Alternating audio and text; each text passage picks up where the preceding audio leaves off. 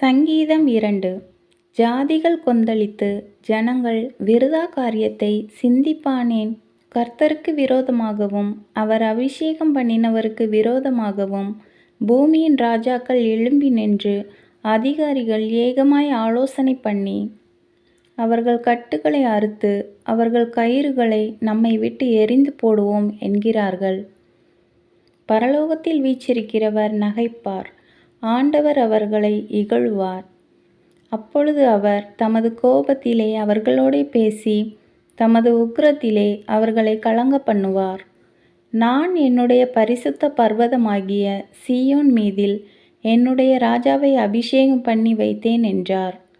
தீர்மானத்தின் விவரம் சொல்லுவேன். கர்த்தர் என்னை நோக்கி, நீர் என்னுடைய குமாரன், இன்று நான் உம்மை ஜனிப்பித்தேன்.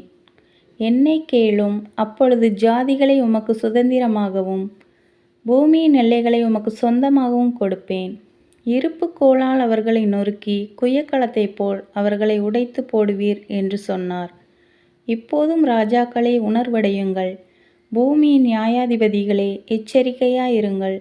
பயத்துடனே கர்த்தரை சேவியுங்கள், நடுக்கத்துடனே களிகூருங்கள்.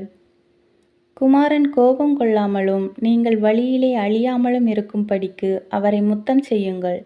கொஞ்ச காலத்திலே அவருடைய கோபம் பற்றி எரியும். அவரை அண்டிக் கொள்ளுகிற யாவரும் பாக்கியவான்கள். ஆமென்.